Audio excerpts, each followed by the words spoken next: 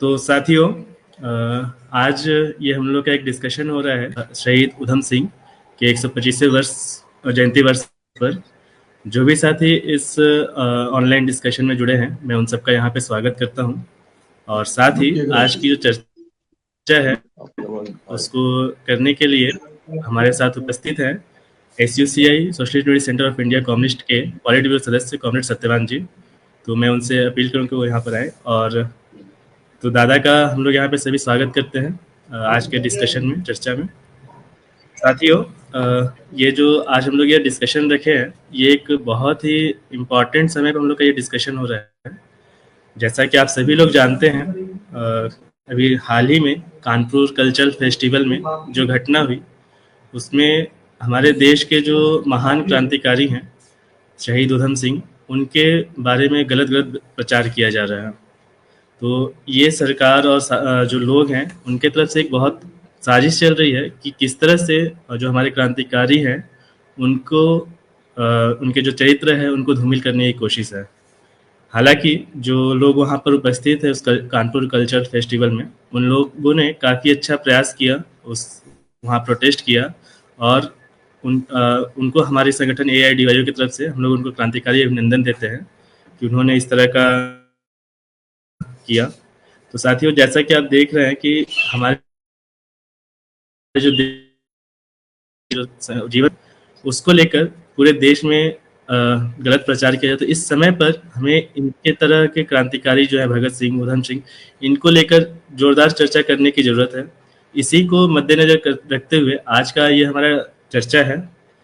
साथियों, आप सभी जानते हैं शहीद उधम सिंह का जीवन संघर्ष किस तरह का है। उन्होंने पूरे देश में पूरे विदेश में घूमकर जो जालियांवाला बाग के जो दोषी थे माइकल ओटायर, उनको मारने के लिए इंग्लैंड तक गए। और उनको मारने के बाद 31 जुलाई 1940 को उनको फांसी की सजा हुई। साथियों, ये जो हमारा आज का डिस्कशन है, आज हम लोग ये चर्चा करेंगे सरदार उधम सिंह के जीवन संघर्ष के ऊपर। और आज के समय में हमारे जो युवा साथी हैं या देश के जो लोग हैं, उन्हें उधम सिंह के चरित्र से क्या सीख लेनी चाहिए, इस पर आज का डिस्कशन है। तो मैं ज़्यादा ना बात रखते हुए मैं कॉमरेड सत्यवान दा को अपील करूंगा कि वो यहाँ पर आए और उधम सिंह के जीवन के ऊपर अपनी बात रखें। शुक्रिया अमित भाई। AIDYO All India democratic youth Organisation ने शहीद उधम सिंह के जयंती के मौके पर आज ये जो चर्चा आयोजित की है, मैं आपका क्रांतिकारी अभिनंदन करना चाहूंगा। शहीद उधम सिंह हमारे देश की आजादी आंदोलन की जो समझौताहीन संघर्ष की धारा थी, उसके एक अनूठे क्रांतिकारी थे। उन्होंने खुद को, अपने जीवन को जिस तरह से आजादी के संघर्ष में विलीन कर दिया था, ये एक अनूठी मिसाल हमारे सबके सामने है। उनके संघर्ष के फलस्वरूप न केवल हमारा देश आजाद हुआ, बल्कि आज भी हमारे देश के युवाओं के सामने, हमारे देश के समस्त जनगण के सामने, वर्किंग क्लास के सामने एक मिसाल है कि किस तरह से एक व्यक्ति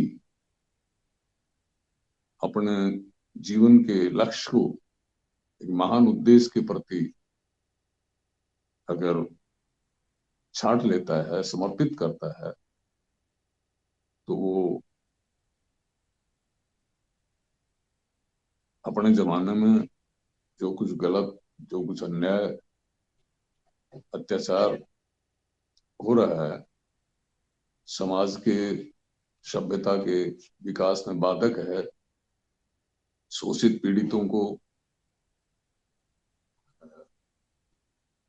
अपनी मुक्ति के रास्ते में एक सहारा, एक, एक मुक्ति के लिए प्रेरणा किस तरह से देता है, वो सब कुछ हमारे साथ। सबसे पहले तो ये कि शहीद उधम सिंह एक बहुत साधारण गरीब परिवार में पैदा हुए थे और शुरू से आखिर तक उन्होंने कई नामों से इतिहास में उनको जाना गया है। बचपन का नाम शेर सिंह, फिर जब वो अमृतसर अनाथालय में दाखिल हुए उदय सिंह, बाद में आगे चलकर राम मोहम्मद सिंह आजाद, फिर वो जो अमेरिका में गए तो वहां फ्रांक बाज ब्राजील, उधम सिंह, मोहम्मद सिंह आजाद, एमएस आजाद, यहाँ तक कि बाबा सिंह, ये सभी उनके समय समय पर नाम रहे। और वो एक साधारण किसान परिवार में पैदा हुए थे। उनके पिताजी एक बहुत छोटे कर्मचारी थे और बचपन में ही उनकी माँ का देहांत हो गया था। उसके बाद जो उनके अड़ोसी पड़ोसी मित्रगण की ये मंत्रणा आई, ये सलाह हुई कि बच्चों को अच्छे से शिक्षा दिलानी चाहिए, तो उसी के लिए उनके पिताजी ने अपना ट्रांसफर शहर के नजदीक कराया। लेकिन इसी बीच में हम देखते हैं कि उधम सिंह के पिता का भी देहांत हो गया। उधम सिंह से बड़े भाई थे, तो दोनों बच्चे जो अनाथ हो गए, तो उनके जो पारिवारिक मित्र थे उन्होंने उनको अमृतसर के अनाथालय में दाखिल कराया और वहीं रहकर वो पले बढ़े और आगे एक महान उधम सिंह के रूप में हम उनको जानते हैं। सबसे पहले हमें इस बात पर ध्यान देना चाहिए कि कोई भी व्यक्ति जन्म से कोई महान नहीं होता, जन्म से कोई छोटा नहीं होता, जन्म से कोई बड़ा नहीं होता। ये व्यक्ति का जो अपने परिवेश के साथ, जिस युग में वो इंसान जीता है, अपने परिवेश के साथ जो उसका जिस तरह से वो लेते हैं और अपना जीवन संघर्ष संजोते हैं, वही निर्णय करता है कि वो क्या होंगे। हर व्यक्ति के महानता के पीछे उसके जीवन का संघर्ष जो अपने युग में अपने परिवेश में करते हैं, वही मूल मंत्र है। मैं कहूंगा कि इससे पहले कि उधम सिंह के संघर्षों के बारे में हम चर्चा करें, उधम सिंह का युग 1899 में उनका जन्म हुआ और 1908 में आप जानते हैं हमारे देश में जो आजादी आंदोलन का भी कुछ शुरुआती हुई थी, बंग भंग आंदोलन के संदर्भ में, तो किस तरह से खुदीराम बोस एक बहुत ही छोटी उम्र के 18-19 साल के दुनिया में मिसाल है, एक अपने शहादत उन्होंने दी।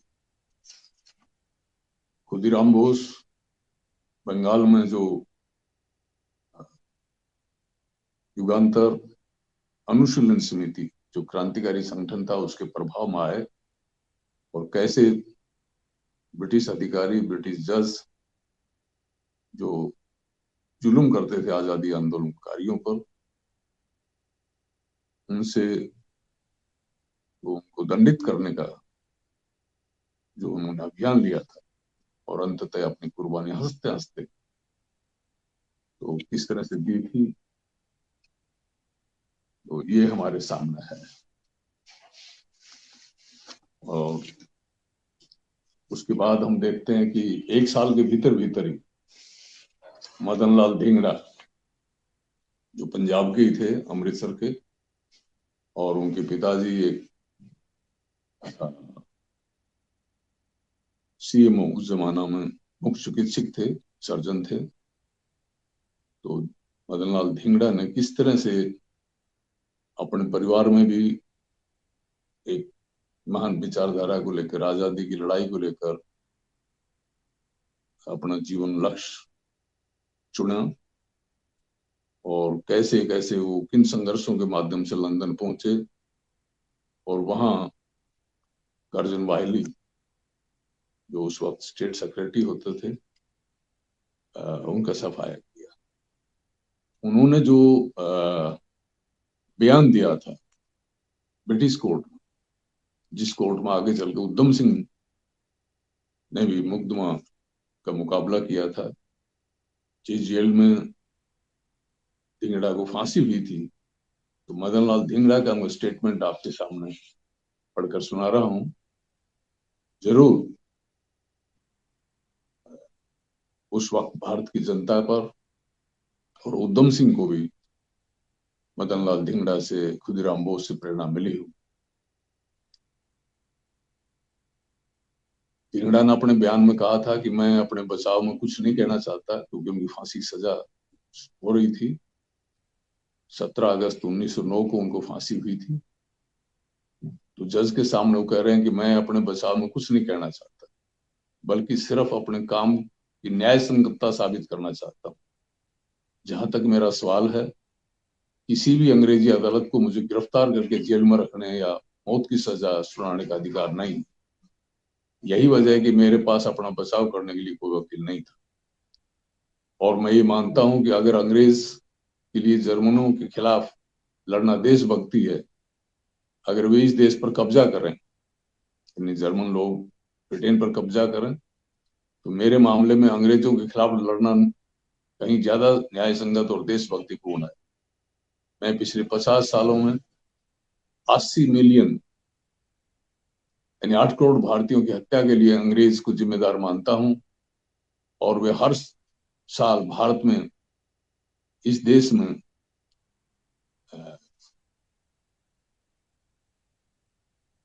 100 लाख यानी 1 करोड़ पाउंड ले जाने के लिए भी जिम्मेदार हैं। मैं उन्हें अपनी देशभक्ति, देशभक्त देशवासियों को फांसी और निर्वासन के लिए भी जिम्मेदार मानता हूं, जिन्होंने ठीक वही किया जो अंग्रेज यहाँ अपने देशवासियों को करने की सलाह दे रहे हैं।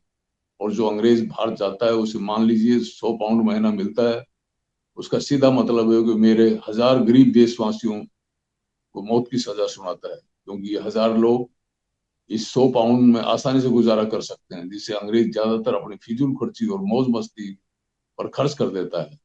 जिस प्रकार जर्मनी को इस देश का कब्जा करने का कोई अधिकार नहीं है इंग्लैंड पर, उसी प्रकार अंग्रेजों को भारत पर कब्जा करने का कोई अधिकार नहीं है। और जो अंग्रेज हमारी पवित्र भूमि को प्रदूषित कर रहा है, उसे मारना हमारे लिए पूरी तरह से न्याय संगत है। मैं अंग्रेज लोगों के भयंकर पाखंड, प्रहसन और उपवास पर हैरान हूं। वे उत्पीड़ित मानवता के चैंपियन होने का दिखावा करते हैं। कांगो के लोग और रूस के लोग, जो कि भारत में भयंकर उत्पीड़न, भयंकर अत्याचार हो रहे हैं। उदाहरण के लिए हर साल 20 लाख लोगों की हत्या और हमारी महिलाओं के साथ अत्याचार, अगर इस देश में जर्मनों का कब्जा हो जाए और अंग्रेज लंदन की सड़कों पर विजेताओं की तरह जर्मनी को चलते हुए न देख पाए और 1 या 2 जर्मनों को मार डालें और उस अंग्रेज को उस देश के लोग देशभक्त मान लें, तो मैं निश्चित रूप से अपनी मातृभूमि की मुक्ति के लिए काम करने के लिए तैयार हूं। मुझे जो कुछ भी कहना है वह न्यायालय के समक्ष प्रस्तुत किए एक कागजात में है। मैं ये बयान इसलिए नहीं दे रहा हूं कि मैं दया या उस तरह की किसी चीज की याचना करना चाहता हूं। मैं चाहता हूं कि अंग्रेज लोग मुझे मौत की सजा दें, क्योंकि उस स्थिति में मेरे देशवासियों का बदला और भी तीव्र होगा। मैंने व्यक्त बाहरी दुनिया को, विशेषकर अमेरिका और जर्मनी में हमारे समर्थकों को, और अपने मामले की न्याय संगतता दिखाने के लिए दिया है। तो जज ने उनसे पूछा, तो उसके जवाब में धिंगड़ा कह रहे हैं, मुझे अपने देश के लिए अपनी जान देने का सम्मान पाकर गर्व है, लेकिन याद रखें आने वाले दिनों में हमारा समय आएगा। मुझे अपने देश के लिए अपनी जान देने का सम्मान पाकर गर्व है, लेकिन याद रखें हमारा समय आएगा। हाँ, तो इस तरह से उन्होंने ये अपना बयान दिया था। और मैं कहना चाहूंगा कि खुद विंस्टन चर्चिल, उन्होंने इस बयान को स्वतंत्रता के नाम पर दिया गया सबसे बेहतरीन बयान करार दिया था। हम ये भी जानते हैं कि करतार सिंह सराभा जो महान गदर आंदोलन जो अमेरिका में भारतवासी थे उनसे शुरू होकर पंजाब और सारे देश में एक विश्व पैमाने पर जिसको जो फैल गया था भारत की आजादी के लिए, उसी के एक क्रांतिकारी शहीद हुए शहीद आजम भगत सिंह। हमेशा उनसे प्रेरणा पाते थे और उनको अपना हीरो मानते थे, अपनी जेब में उनका फोटो रखते थे। आप जानते हैं उन्होंने भी इसी तरह से जो वो अक्सर एक एक गजल जो गुनगुनाया करते थे, मैं आपको दिखा रहा हूं कि किस तरह से भारत की राष्ट्र आजादी नेशनल फ्रीडम के लिए यही पाओगे मसहर में जबा मेरी बयां मेरा, मैं बंदा हिंद वालों का हूं हिंदुस्तान मेरा, मैं हिंदी ठेठ हिंदी जात हिंदी नाम हिंदी है, यही मजहब यही फिरका यही खानदा मेरा, मैं इस उजड़े हुए भारत का एक मामूली जर्रा हूं, यही बस एक पता मेरा, यही नामो निशा मेरा, मैं उठते बढ़ते तेरे कदम लूं चूम ए भारत, कहाँ किस्मत मेरी ऐसी नसीबा ये कहाँ मेरा, मेरी खिदमत में ए भारत, ये सर जाए तो जाए, मैं समझूंगा कि मरना है हयात जात वाद। करतार सिंह सराभा का जो ये नेशनल फ्रीडम के लिए अपना जीवन का समर्पण, ये उनका सोच सोवरेंटी, भारत की जनता ही अपने देश का करता धरता बने, और उनका सोच में टोटल सेकुलरिज्म है, कोई कास्ट नहीं, कोई खानदान नहीं, कोई रिलीजन नहीं, एक सेकुलर कंसेप्ट ऑफ लाइफ को उन्होंने व्यक्त किया है। और ये गदर आंदोलन की हमारे देश में जो कहते हैं कि भारत में सेकुलरिज्म बाहर से आया, ये हमारा जो गदर आंदोलन था उसके भीतर किस तरह से एक सेकुलर कंसेप्ट क्लियर करके साफ साफ साफ करके उभरा था, और उसके जितने गदरी बाबा थे, करतार सिंह सराभा की जो गजल जो गाते थे उसमें माध्यम से रिफ्लेक्ट हुई है एक महान वो सेकुलरिज्म का कंसेप्ट हमारा राष्ट्रीय आजादी के आंदोलन के बीच से उभरी थी। चंद्रशेखर आजाद किस तरह से 1931 में फरवरी में शहीद हो गए थे। वो पहले हिंदुस्तान रिपब्लिक आर्मी और फिर हिंदुस्तान सोशलिस्टिक रिपब्लिक एसोसिएशन के राष्ट्रीय सबसे बड़े नेता थे। भगत सिंह के भी नेता थे। भगत सिंह, राजगुरु, सुखदेव एक साथ जो फांसी के फंदे पर चूमे, और उससे पहले राम प्रसाद बिस्मिल, अशफाक उल्ला, राजेंद्र लाहिड़ी, रोशन सिंह, ये सभी जो क्रांतिकारी एक पर एक अपनी जान कुर्बान की, उन शहीदों का वो हमारे देश के आजादी आंदोलन के वक्त एक वातावरण उधम सिंह को मिला था।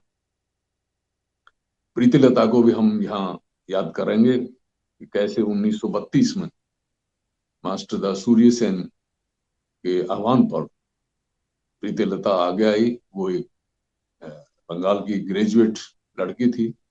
उसने अपनी माँ के नाम में किस तरह का एक पत्र लिखा था, वो मैं आपके सामने पढ़ के सुना रहा हूँ।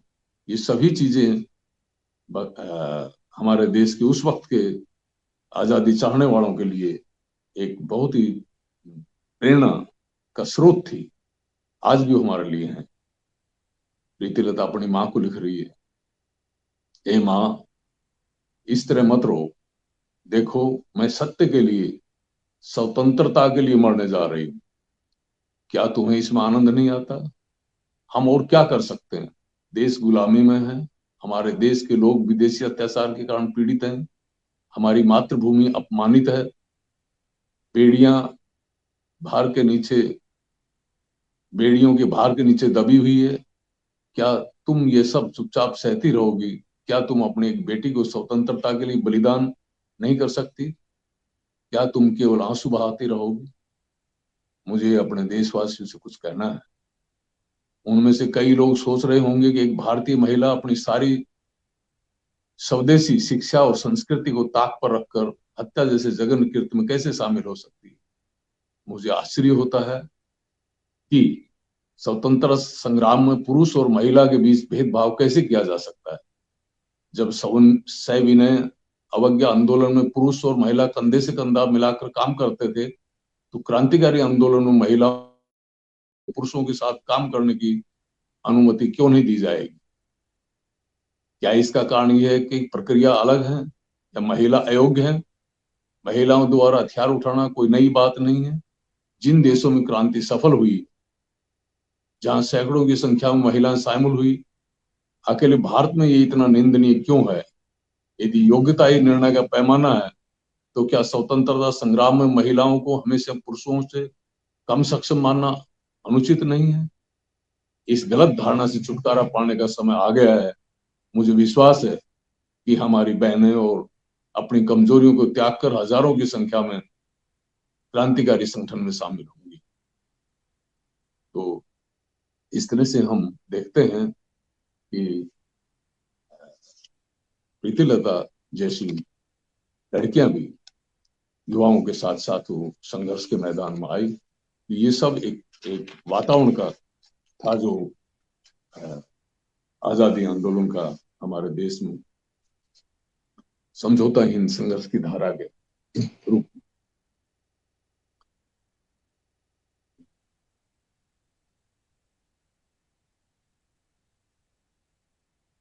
उधम सिंह जब अनाथालय में थे और वो 16, 17 साल, 18 साल के हुए, तो उनके सामने आया कि रोजगार का सवाल, वो कैसे टिकेंगे, क्या करेंगे।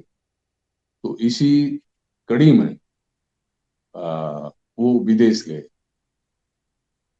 विदेश गए, लाहौर से कैसे उन्होंने अपने किसी परिचित से सहायता लेकर फौज में भर्ती होने की कोशिश की, और वो फौज में भर्ती हुई एक कारपेंटर के रूप में, जो बसरा में वो 6 महीना रहे और फिर वापिस आ गए। उसके बाद फिर वो बगदाद में, जो आज इराक की राजधानी है, बगदाद में 1 साल के करीब कारपेंटर के रूप में आर्मी में रहे और फिर वापिस आए। फिर बम्बई में वो एक कंपनी में नौकरी की। इस तरह से 1.5 साल मिलिट्री में कारपेंटर के तौर पर और 8 महीना बॉम्बे में उन्होंने 17 से लेकर और 19 तक ये रोजगार के लिए, तो इस तरह से अपने को ने, लेकिन फिर 19 में वो फिर वापस भारत आ गए। बम्बई से लाहौर आए, अमृतसर आए, और जब जलियांवाला बाग का घटना आप जानते हैं, जो 13 अप्रैल 1919 को ये नरसंहार, घटना कहना उचित नहीं है, नरसंहार जो हुआ, उस वक्त वो इतिहास में 2 राय हैं। एक वक्त वो नहीं थे, एक ये भी राय है कि वो थे। तो जहां तक मैंने अध्ययन किया है, और तो उनमें जो वो उनका जलियांवाला बाग में उनको जिम्मेवारी मिली थी, उनका जो अनाथालय में उनको ड्यूटी लगाई गई थी, उनको वॉलंटियर का दिया गया था, और साथ के साथ उनको पानी पिलाने की जिम्मेदारी थी। जलियांवाला बाग की घटना में हम जाएं, इससे पहले हमको देखना होगा कि भारत सरकार ने जो उस वक्त एक काला कानून थोपा था, रोल्ट एक्ट, और उस रोल्ट एक्ट के खिलाफ सारा देश में आह्वान हुआ था। गांधी जी और दूसरों ने उसका विरोध किया था, और रोल्ट एक्ट के खिलाफ देश में जगह जगह जो थी विरोध हो रहा था, हड़तालें हो रही थी। और उस वक्त हिंदू मुस्लिम यूनिटी को बरकरार रखने के लिए, यानी हमारे देश के जो जनता को फूट डालो राज करो की जो अंग्रेज की नीति थी, उसके खिलाफ तो बहुत सारी उस वक्त कॉन्फ्रेंसेस सारा देश में, खासतौर पर पंजाब में हुई थी। हरियाणा का ही रेवाड़ी में एक बहुत बड़ी हिंदू मुस्लिम यूनिटी कॉन्फ्रेंस हुई थी 8 अप्रैल को। जलियांवाला बाग की घटना 13 अप्रैल की है। 8 अप्रैल को, 10 अप्रैल को भारत सरकार ने दिल्ली में बैठकर मोटा मोटी ये तय कर लिया था कि वो पंजाब को, खासतौर पर जो रोल्ट एक्ट के खिलाफ आंदोलन में है, उसको कुचलेंगे। तो 10 अप्रैल को ही अमृतसर में जो जो दो आजादी के लड़ाई के जो नेता थे, डॉक्टर सतपाल और डॉक्टर सैफुद्दीन किचलू, उनको अरेस्ट किया गया था। और उनको छुड़ाने के लिए जो बड़ा आंदोलन अमृतसर में हुआ था, जुलूस हुआ था, उसको कुचलने के लिए मार्शल लॉ लागू किया। और उसी कड़ी में जलियांवाला बाग का ये नरसंहार हुआ था।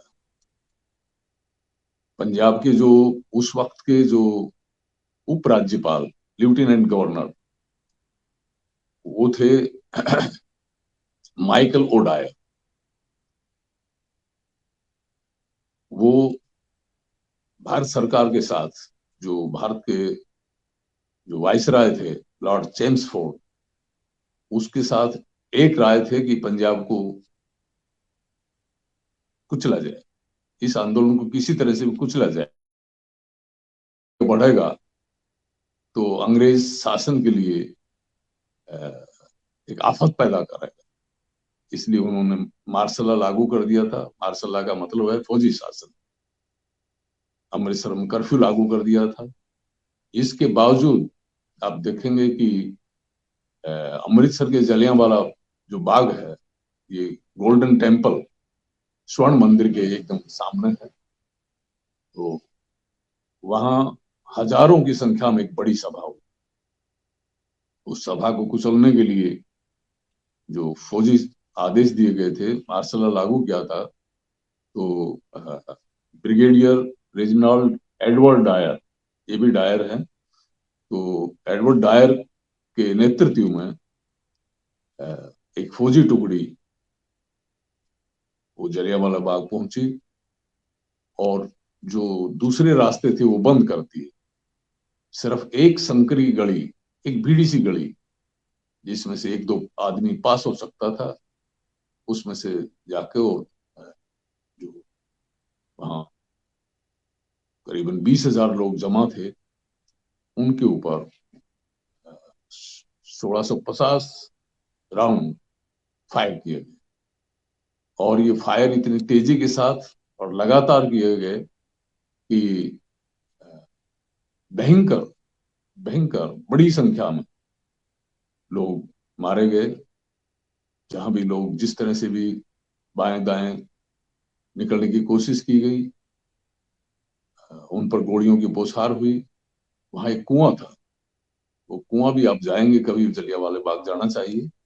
वो कुआं भी लोगों से भर गया। लोग, गोली टिकती गई, मरते गए, दबते गए। दूसरा गेट था, उसके ऊपर भी आज भी उसकी दीवारें, जो जलियांवाले बाग की दीवारें हैं, वहां गोलियों के निशान साफ साफ देखे जा सकते हैं। तो इसमें करीबन 3,000 लोग, ये अलग अलग संख्या है। उस वक्त का जो डीएम था, वो 1400 के करीब मानता है कि लोग मारे गए थे। और लेकिन 3,000 के करीब लोग उसमें मारे गए। बहुत बड़ी संख्या में लोग घायल हुए। जो उस वक्त की अंग्रेज सरकार मानती है कि 388 लोग मारे गए थे, जिनमें छोटे बच्चे भी थे, 6 महीने का बच्चा भी था। उस वक्त का जो सिविल सर्जन था, उसका कहना था कि 1800 लोग मारे गए हैं। तो इस तरह से एक नरसंहार जो है ये हुआ। और इस नरसंहार इतना कि उधम सिंह भी उस जगह जो पानी पिलाने की ड्यूटी थी, उसको भी बाजू में गोली छूते हुए गई थी, उसको भी घायल हुआ था। और वो लाशों के ढेर के नीचे एक तरह से छुप गया था, दब गया था, तो बच गया था। लेकिन बाद में उन्होंने दिखाया कि किस तरह से लोगों पर अत्याचार हुए थे। अगले दिन तक भी वो जो रेहड़ी वगैरह थी उस पर डेड बॉडी लेकर शमशान तक ले जाने की जिम्मेवारी उसने निभाई थी। और जो लोग बच गए थे उनको किस तरह से जिसको कहते हैं पेट के बल, कोहने के बल चलने के लिए विवश किया था। लोग जब चल रहे थे उनके ऊपर पुलिस ने, मिलिट्री ने कोड़े बरसाए थे। और इसमें कोई कोई सिर्फ जलियांवाला बाग के ही लोग नहीं है, अमृतसर में कोई भी बाहर निकला उन दिनों में। ये मार्शल लॉ काफी समय तक रहा, 1 जून तक, 1 मई तक, 1 मई तक ये मार्शल लॉ रहा था। तो इस दौरान जो लोग, यहाँ तक कि उस वक्त के जो बड़े बड़े साहूकार थे, सेठ थे, व्यापारी थे, उनके साथ भी जो बार के नामी वकील थे, उनको भी पेट के बल चलने के लिए, सड़क पर कोहनियों के बल चलने के लिए विवश किया गया था।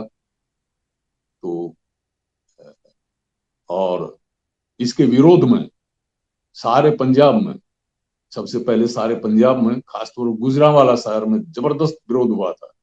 और आप समझ सकते हैं कि उस विरोध को दबाने के लिए सामान्य पुलिस और मिलिट्री से नहीं दबाया जा सकता था। गुजरांवाला में तो एयरफोर्स के 4 हवाई जहाज, लड़ाकू जहाज, गोले बरसाए गए थे दबाने के लिए। कई सौ लोगों को मौत के घाट उतारा गया था। तो इस तरह से हम देखते हैं कि जलियांवाला बाग का ये एक एक दिन की घटना नहीं, लगातार किस तरह से कुचला गया था। और जब ये देश में धीरे धीरे आज की तरह कम्युनिकेशन का साधन नहीं था, कलकत्ता जाते जाते 1 महीना लगा था। रविंद्रनाथ टैगोर, जिनको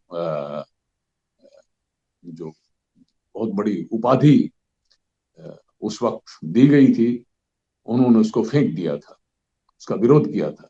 सारी दुनिया में इसका विरोध हुआ था। तो सहज भाव थी कि किसी भी हिंदुस्तानी में, और खासतौर उधम सिंह जो वहां मौके पर थे, जिन्होंने अपनी आंखों से इन सब अत्याचारों को देखा था, सहा था, उन्होंने मन ही मन एक संकल्प लिया कि कैसे अंग्रेजों को यहाँ से बाहर किया जा सकता है, कैसे जो अंग्रेज अधिकारी हैं उनको उनकी किए की सजा, किए का फल भुगतना के लिए भुगता जाए, इसके लिए कैसे उनको दंडित किया जा सकता है। हिंदुस्तान के लोगों में अगर दम है, प्राण है, आजादी के लिए चाह है, एक स्वतंत्र मनुष्य की अगर कोई भावना उनके भीतर काम करती है, तो किस तरह से इस अन्याय अत्याचार का मुकाबला किया जाए, ये सभी उनका था। वो बहुत साधारण परिवार के थे। मैं ये कहना चाहूंगा कि कोई भी युवा जब को आगे बढ़ने की कोशिश करते हैं तो उनका मन में कई बार कई तरह की बातें आती हैं, कैसे करूं, क्या करूं, घर का सहारा नहीं है, गरीब परिवार का हूं, पैसा नहीं है, कोई सपोर्ट करने वाला नहीं है। ये चीजें जो उसका मन में बाधा के रूप में काटते हैं। क्या उधम सिंह, माँ बाप का सहारा नहीं था, अनाथालय में पला, कोई रास्ता नहीं था, तो उधम सिंह ने कैसे अपने आप को तैयार किया आजादी की लड़ाई की। वो जलियांवाला बाग से पहले जो विदेश गए थे, ये भावना उनमें रही कि मैं अपने आप को समर्थ बनाऊं। कैसे उन्होंने किसी जगह जाकर नौकरी की, ड्राइवरी सीखी।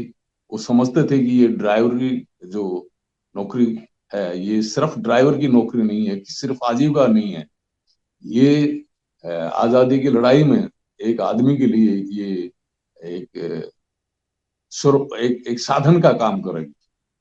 और वहां ड्राइवरी सीखते सीखते कैसे उन्होंने बंदूक से निशाना चलाना भी सीखा कि ये आजादी की लड़ाई में ये जिस बंदूक से अंग्रेजों ने हमको कत्ल किया था, अंग्रेजों ने हमको दबाया है और दबा रहे हैं, तो इस तरह का ये सीखना खुद को एक समर्थ बनाने के लिए आजादी आंदोलन में, हथियारबंद आंदोलन में, समझौता इन संघर्ष की धारा में अपना एक समर्थ बनाने के लिए जरूरी होगा। तो ये सब उन्होंने किस तरह से ये किया, ये जानने की, समझने की बात है।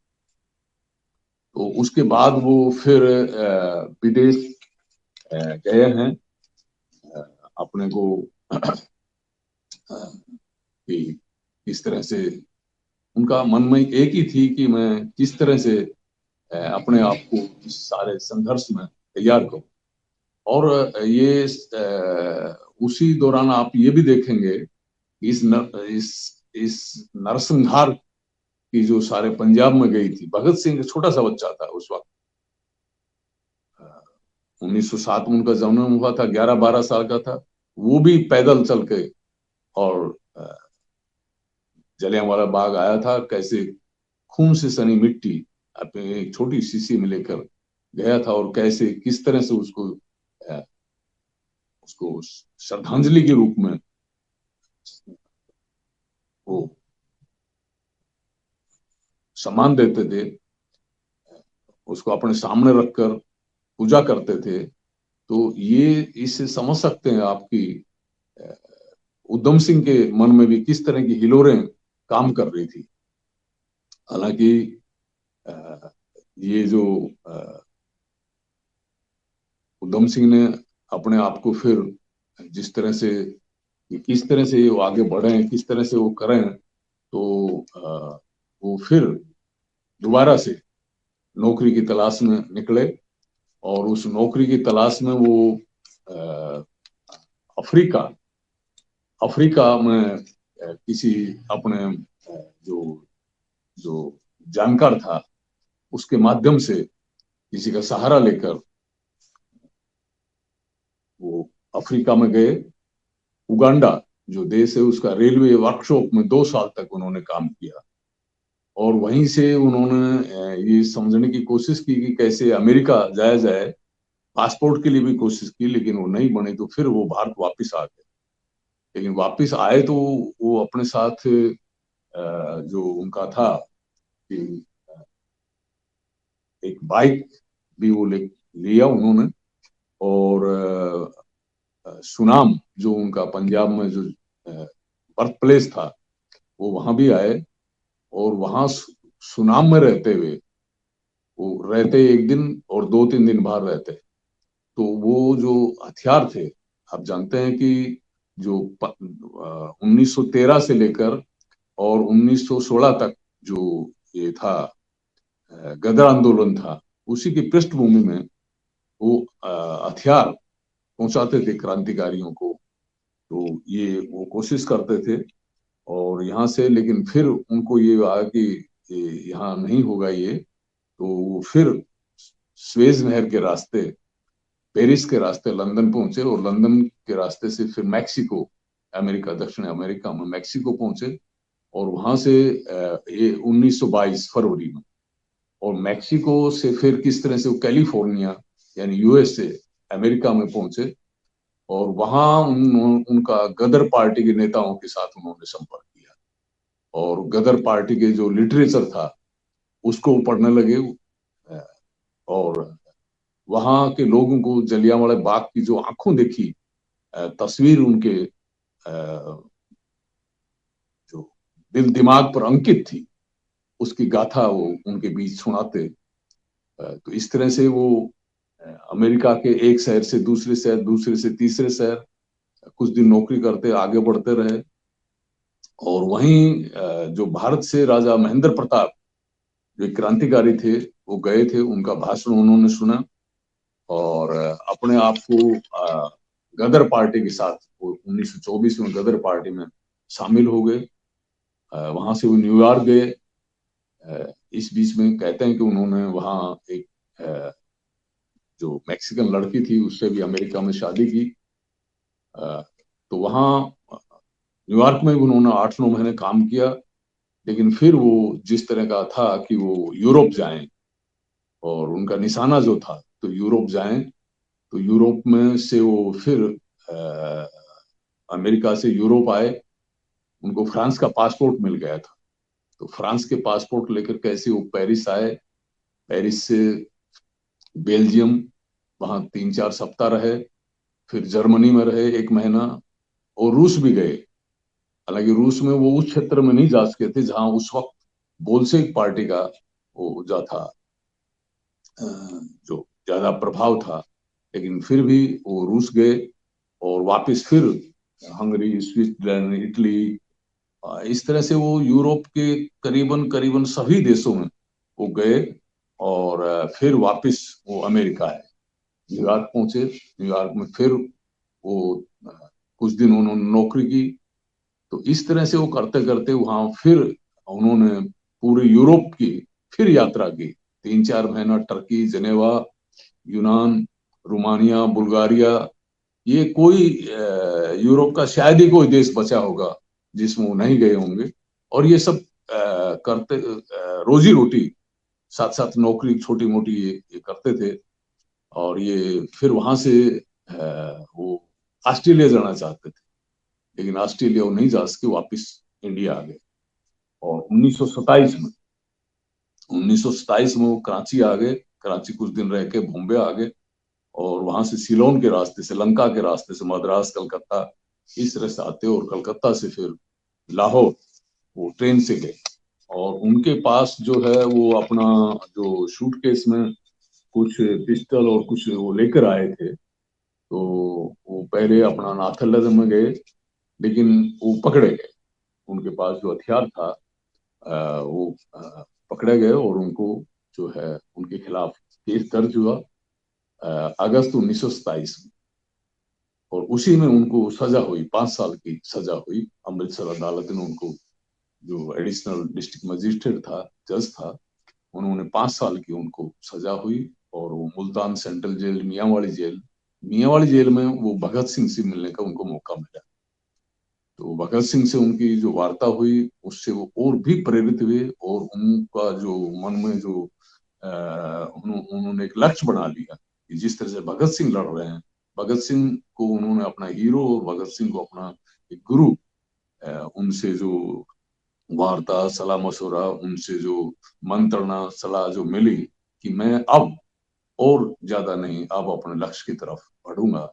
और जो जलियांवाला बाग के हत्या का जो दोषी है, उसको हिंदुस्तान के लोगों की तरफ से, जो हमारे हिंदुस्तान की आत्मा के ऊपर इतना बड़ा प्रहार किया उन्होंने, ये राष्ट्रीय अपमान भी है, नरसंहार तो है ही है। तो उसका उसका मैं बदला। तो इस तरह से वो फिर ये तो 4-5 साल वो 27 से लेकर 28 से लेकर और 1931 तक, तब तक भगत सिंह, राजगुरु सुखदेव को फांसी हो चुकी थी, वो कैद में ही रहे उस वक्त में। चंद्रशेखर आजाद भी शहीद हो चुके थे। तो वो बाहर आए, और उन्होंने अमृतसर में ही जो घंटाघर था, वहां एक अपनी दुकान खोली। और उस दुकान पर जो बोर्ड लगाया, उस बोर्ड पर जो नाम लिखा उन्होंने, राम मोहम्मद सिंह आजाद। ये जो अंग्रेज भारत की जनता को हिंदू मुस्लिम के नाम पर जो बांटना चाहता था, और उस वक्त जो भारत में भी जो इस तरह के संगठन भी सामने आ रहे थे कि जो अंग्रेज की इस जाल में फंस रहे थे, किस तरह से हिंदू महासभा या मुस्लिम लीग, तो ये सब उन्होंने इसको जवाब देने के लिए एक एक सेकुलर भावना के साथ, एक सोच के साथ, उन्होंने अपनी दुकान के ऊपर जो बोर्ड लगाया, हिंदू मुस्लिम यूनिटी और आजादी के प्रतीक के रूप आजाद। तो यहाँ वो जो क्रांतिकारी साहित्य भी पढ़ते थे। तो यहीं से वो फिर कश्मीर में, कश्मीर की तरफ गए। और साल 6 महीना के बाद वो कश्मीर के रास्ते से वापस आए। तो 1933 के आते आते उन्होंने जो एक पासपोर्ट का जुगाड़ किया, और पासपोर्ट उनको मिल गया, और वो इंग्लैंड पहुंच गए। उन्होंने अपने मन में भर लिया कि मैं अगर लंदन जाऊंगा, तो मैं जैसे मैकेनिक हूँ, मैं एक कारपेंटर हूँ, और फर्राटेदार अंग्रेजी तो जरूर मैं लंदन में रहकर अपने उद्देश्य की तरफ आगे बढ़ूंगा। तो इस तरह से वो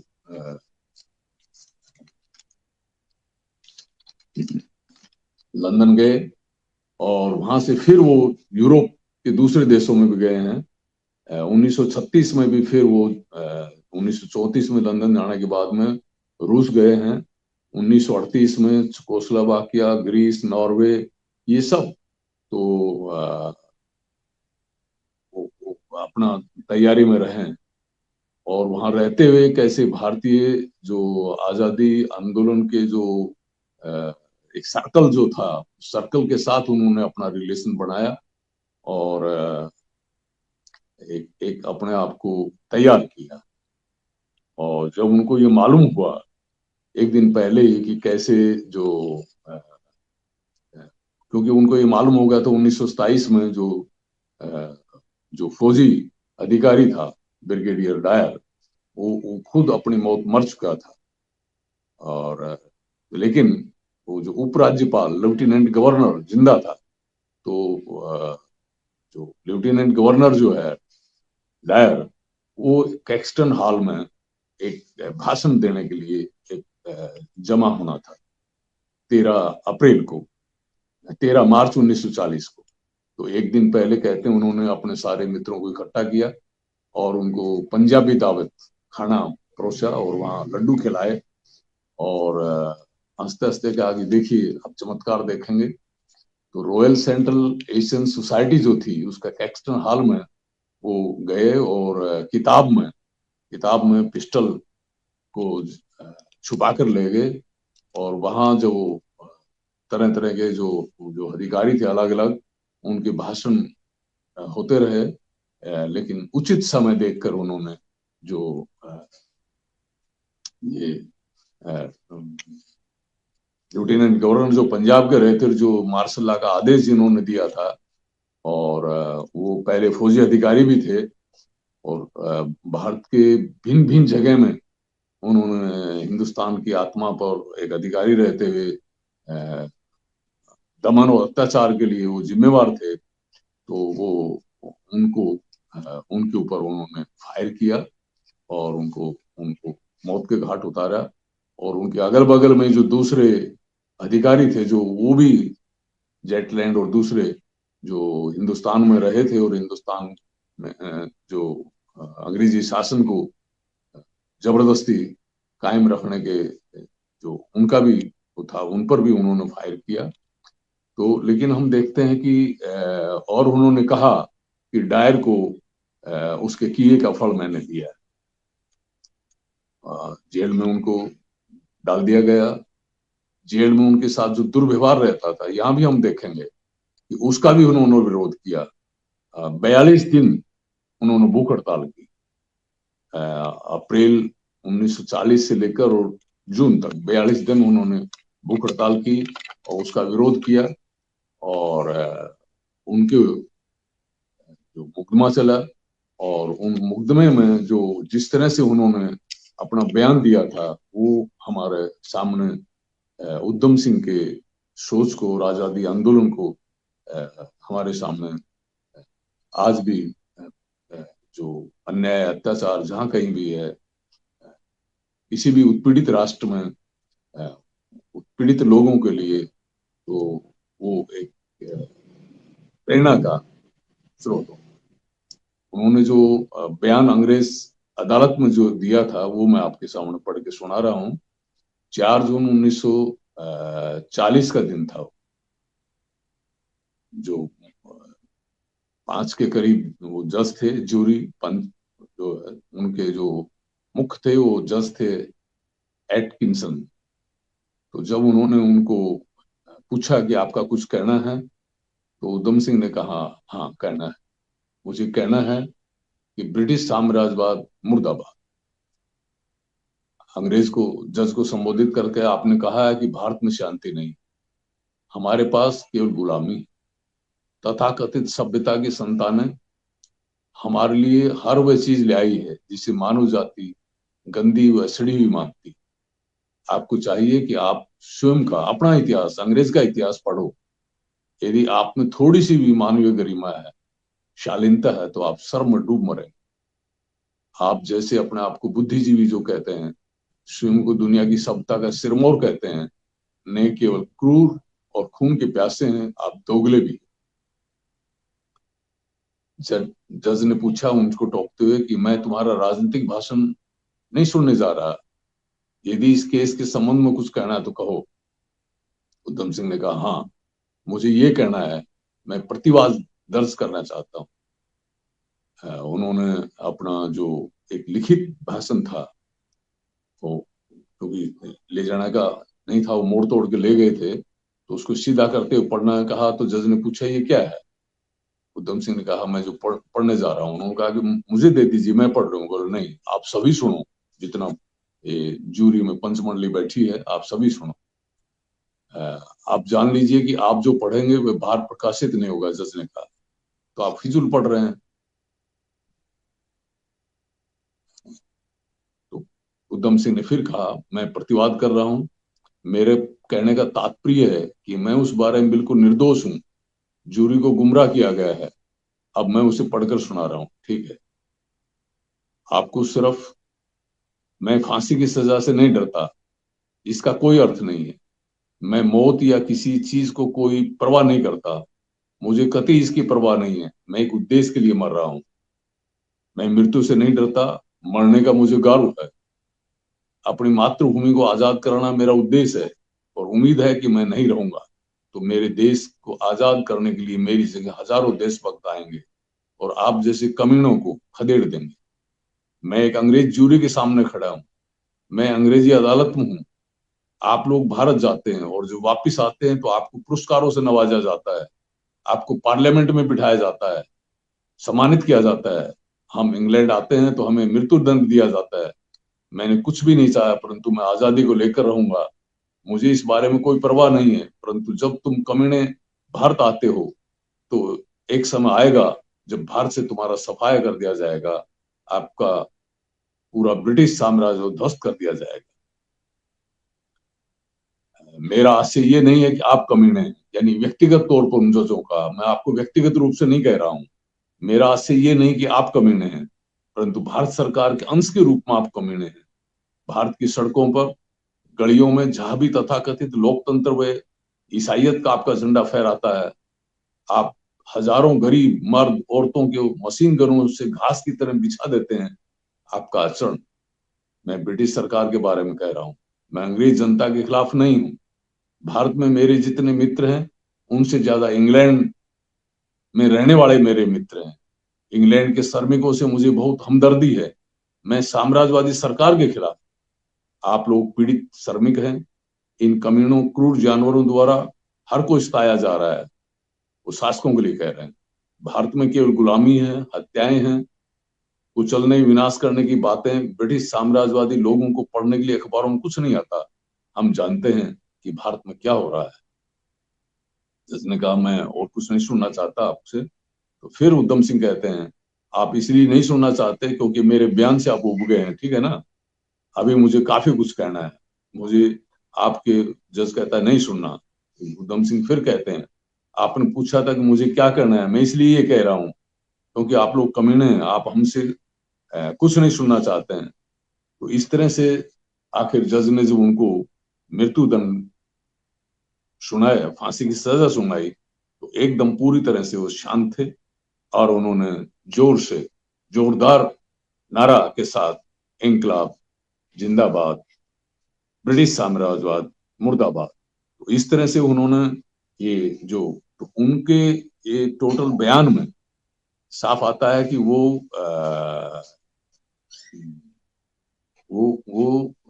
साम्राज्यवाद के खिलाफ है, वो ऐसी व्यवस्था के खिलाफ है जो एक राष्ट्र दूसरे राष्ट्र को कुचलता है, दबाता है, लूटता है। वो नस्ल भेद, यानी गोरे और काले का वो नहीं मानते हैं। उन्होंने कहा कि जो इंग्लैंड के श्रमिक हैं, इंग्लैंड के जो सामान्य लोग हैं, उनके उनके प्रति मेरा रवैया वैसा ही है जैसा मैं अपने के लिए, हमारे देशवासियों के लिए। तो इस तरह से वो साम्राज्यवाद के खिलाफ उन्होंने अपने आप को पूरी तरह से आहुति दे दी। लेकिन अंग्रेज ने क्या किया, अंग्रेज अदालत ने उस वक्त जो मीडिया के लोग थे उनको सबको कहा कि इनका बयान बाहर नहीं जाना चाहिए, और वो छपा भी नहीं। तो उनको जेल में भी काफी यातनाएं दी, लेकिन वो आखिर तक अपने लक्ष्य के प्रति रहे। और फांसी का फंदा भी जिस दिन उनको फांसी हुई, वो फांसी का फंदा उन्होंने हंसते हंसते चूमा था। जेल में उनको यहाँ तक कि उनके चश्मा नहीं दिया जाता था पढ़ने के लिए। तो ये तो इस तरह से हम देखते हैं कि मदन लाल धिंगड़ा ने जो 1909 में जो किया था, उससे आगे बढ़कर, और उन्होंने कहा था कि हिंदुस्तान बहुत जल्दी आजाद होगा। तो 1940 में उनको फांसी हुई थी, 7 साल के भीतर भीतर हिंदुस्तान आजाद हुआ। तो इस तरह से हम देखते हैं कि हमारे देश में एक पर एक जो समझौता हिंद संघर्ष की धारा के जो क्रांतिकारी हुए, वो अपने जीवन को उन्होंने होम दिया, अपने जीवन को कुर्बान किया देश की आजादी के लिए। ये आज हमारा राष्ट्र, हम आजाद हैं। 1947 में आजादी मिली, लेकिन क्या जो शहीद चाहते थे कि अंग्रेज जाने के बाद जिस तरह का हिंदुस्तान हो, शोषणहीन,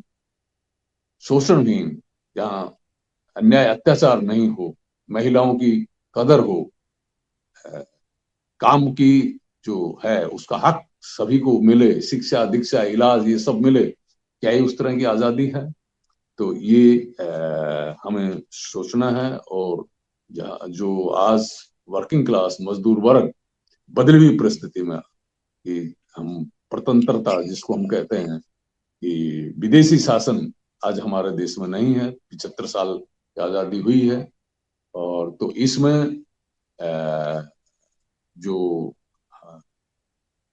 वर्किंग क्लास, जो आम जनता है, वो जो अपने जीवन के मूलभूत रोजगार, शिक्षा, इलाज, इन सब से जो वंचित है, उस वंचना के खिलाफ कैसे देश में लोगों का एकजुट आंदोलन, क्योंकि आंदोलन ही एक रास्ता है जिस रास्ते से वो जनता आज अपने हकों को ले सकती है।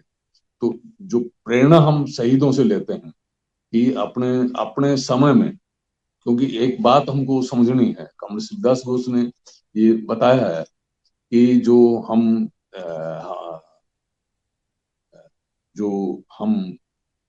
अपने पूर्वजों को जो हम श्रद्धा करते हैं, जो पहले के क्रांतिकारियों को श्रद्धा करते हैं, शहीदों को श्रद्धा करते हैं, जब स्थिति बदल जाने पर उसमें एक अंतर आ जाता है। तो आज आज आज जो विदेशी शासन नहीं है, आज हमारे देश में हमारा ही अपना शासन है, लेकिन यहाँ जो मेहनतकश लोगों के ऊपर धन की ताकत, पूंजी की ताकत का दबदबा है, शोषण है, शासन है।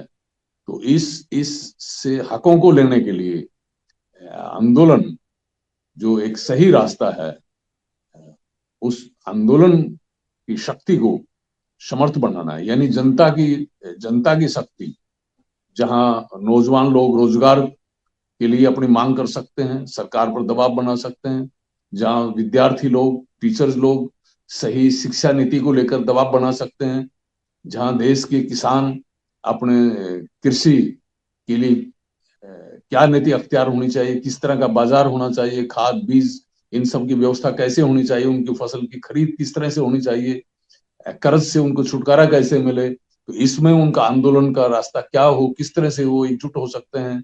मजदूर लोग जो कारखानों में 8 घंटा नहीं, 12-12, 14-14 घंटा काम करते हैं, उससे वो कैसे मुक्ति हासिल कर सकते हैं। तो आज जो ये जो वंचना है, ये जो शोषण है, ये जो दमन है, इसके खिलाफ हम कैसे संघर्ष कर सकते हैं, उसमें मैं एक व्यक्ति के रूप में और सम्मिलित रूप में किस तरह से अपने जिम्मेदारी को, जीवन लक्ष्य को इस रास्ते पर आगे बढ़ा सकते हैं, ये हमें हमारे पूर्व शहीदों से प्रेरणा मिलती है। और शहीद उद्धम सिंह हमारे सामने कैसे एक सामान्य गरीब परिवार की संतान और अनाथ के रूप में, और कैसे उन्होंने अपने खुद समर्थ बनाया और एक बड़े कुर्बानी दी। तो हम साधारण घरों के ये बात समझने की है, कॉमरेड शिवदास बोस ने, जो हमारे देश के महान क्रांतिकारी हुए, स्वतंत्रता सेनानी हुए, महान मार्क्सवादी विचारक हुए, उन्होंने नौजवानों के सामने, इस देशवासियों के सामने कहा था कि राष्ट्रीय आजादी के लिए उस वक्त बड़े घरों के लोग भी आते थे, अमीर घरों के लोग भी आते थे, लेकिन आज जो बेरोजगारी के खिलाफ, रोजगार के लिए, शिक्षा के लिए, स्वास्थ्य के लिए, इलाज के लिए, महिलाओं पर जो कदम कदम पर जुल्म हो रहे हैं, इसके खिलाफ, मजदूरों को जो वेतन नहीं मिलता, न्यूनतम वेतन भी नहीं मिलता, कैसे हमारे किसानों का शोषण और दमन हो रहा है, इस सब के खिलाफ आज जो है वो वर्किंग क्लास के, यानी आम जनता के, मजदूर किसानों के घरों से ही इसके लिए सिर उठाकर चलना होगा, इसके लिए संघर्ष करना होगा। तो ये तो आज आज जिस तरह से एक गरीब परिवार का एक अनाथ संतान ने, उधम सिंह ने, किसी लाचारी को नहीं, अपने को समर्थ बनाया और अपने सामने आजादी के लिए अपने आप को तैयार किया और अपने आप को कुर्बान किया। तो इसी तरह से हर देश के शोषित पीड़ित परिवार के कोई भी संतान जो शोषण और अन्याय के खिलाफ, आज जो सभ्यता पर, हमारी माँ बहनों पर जिस तरह से हो रहा है, किस किस तरह से गैंग रेप और ये सब हो रहे हैं, कदम कदम पर जो हो रहे हैं, इस सब के खिलाफ एक नई सभ्यता का निर्माण करना, जहाँ शोषण और अन्याय नहीं हो, जहाँ शिक्षा का दरवाजा सबके लिए खुले, जहाँ एक सेकुलर, वैज्ञानिक और जनतांत्रिक शिक्षा हो, सभी को रोजगार मिले, इस लक्ष्य के लिए हम अपने आप को आगे आगे कदम बढ़ा सकते हैं और जीवन भर इसके लिए अपने आप को शामिल रख सकते हैं और हम व्यक्ति के रूप में भी एक इंसान का परिचय दे सकते हैं और शोषण अन्याय के खिलाफ सम्मिलित रूप से उसका खात्मा कर सकते हैं। तो इस दिशा में हमको उधम सिंह से प्रेरणा लेनी चाहिए। वो हमारे प्रेरणा स्रोत हैं और उन्होंने अपना जीवन बलिदान किया और हमारी आजादी के लिए, देश राष्ट्र की आजादी के लिए अपने आप को जिस तरह से कुर्बान किया, हम उनको श्रद्धांजलि देते हैं। उनके जयंती पर, जो 125वीं ये जयंती का साल है, हम देश के कोने कोने में युवा लोग, छात्र लोग उनको याद करें और कॉमरेड शिवदास घोष की इस बात को हमेशा दिल दिमाग में रखें। उन्होंने कहा था कि हर युग में ये छात्र नौजवान ही हैं जो शुरू में विचारधारा के लिए, शुरू में अन्याय और अत्याचार के खिलाफ आगे आते हैं और अपने आप को आगे बढ़ाते हैं और वो हजारों हजारों को प्रेरित करते हैं। जो भगत सिंह ने कहा था, जाओ झोंपड़ियों में, जाओ गरीबों, किसानों के बीच में, मजदूरों के बीच में जाओ और हिंदुस्तान के लोगों को आजादी के लिए तैयार करो। तो इसी तरह से आज इन शहीदों से प्रेरणा लेकर, आजादी के कुर्बानी देने वालों से प्रेरणा लेकर, हम जो देश के युवा, छात्र, नौजवान खासतौर पर, वो अपने चारों तरफ जो तिरस्कारित जनता है, जो उत्पीड़ित जनता है, जो शोषित जनता है, उसको मार्गदर्शन करें, उनको संगठित होने और अपने हक की आवाज उठाने के लिए उनको मदद करें। इस तरह से इस रास्ते आगे बढ़कर ही हम शहीद उधम सिंह और तमाम उन क्रांतिकारियों को, शहीदों को सही श्रद्धांजलि दे सकते हैं, सही ढंग से याद कर सकते हैं। इसी रूप में याद करते हुए मैं अपना वक्तव्य समाप्त करता हूं। इंकलाब जिंदाबाद, शहीद उधम सिंह अमर रहे। जी अमित भाई। धन्यवाद कॉमरेड सत्यानंद। अभी मैं यहाँ पे All India democratic youth Organisation और जितने भी हमारे साथी इस प्रोग्राम को देख रहे हैं, सभी की तरफ से मैं आपका आभार व्यक्त करता हूँ। आपने उधम सिंह के ऊपर इतनी विस्तृत जानकारी रखी और साथ ही साथ हमें इस समय किस तरह से जो समस्याएं हैं आज के जीवन में, आज के समाज में, उसको किस तरह से आगे बढ़ना है, उसको लिए किस तरह से आगे लड़ना है, इन सब के बारे में आपने जो जानकारी रखी, उसके लिए मैं एक बार फिर से आपका आभार व्यक्त करता हूँ। साथियों, हमारा संगठन All India democratic youth Organisation इस 125वीं वर्ष जयंती पर शहीद उधम सिंह के पूरे देश भर में हम लोग तरह तरह के प्रोग्राम कर रहे हैं और ये प्रोग्राम हम लोग पूरे देश में पूरे साल करेंगे। सभी जो भी दर्शक हैं और देशवासियों से मेरी निवेदन है कि वो इस जो हमारी मुहिम है All India democratic youth Organisation की, उसमें अपना योगदान दें और उधम सिंह और इनके तरह अन्य जो सरीखे क्रांतिकारी हैं, उनके विचारों को गांव शहर में लोगों, जन जन तक पहुंचाने में हमारा मदद करें और साथ ही all India democratic youth organisation के सदस्यता भी लें। साथियों, इसके साथ साथ हमारा जो संगठन है इन क्रांतिकारियों पे बहुत सारी किताबें भी प्रकाशित करता है। आज आप देख रहे हैं कि किस तरह से क्रांतिकारियों के बारे में गलत अफवाह, गलत मैसेज दिया जा रहा है। तो मैं आप सभी लोगों से ये भी अपील करता हूँ कि हमारा जो संगठन है AIDY, उसकी तरफ से जो प्रकाशित किताबें हैं इन शहीदों के ऊपर, इन क्रांतिकारियों के ऊपर, उसको आप लोग जरूर पढ़ें, ताकि एक सही सोच हम लोग यहाँ पर अपने जीवन में ला सकें। तो साथियों, इसी के साथ ये जो आज का हमारा जो कार्यक्रम है ऑनलाइन डिस्कशन का, यहाँ पे मैं समाप्ति की घोषणा करता हूँ। आप सभी लोग जो भी यहाँ पर आए, इस चर्चा को सुने, आप सभी का आने के लिए धन्यवाद। इनकलाब जिंदाबाद, शहीद उधम सिंह अमर रहे।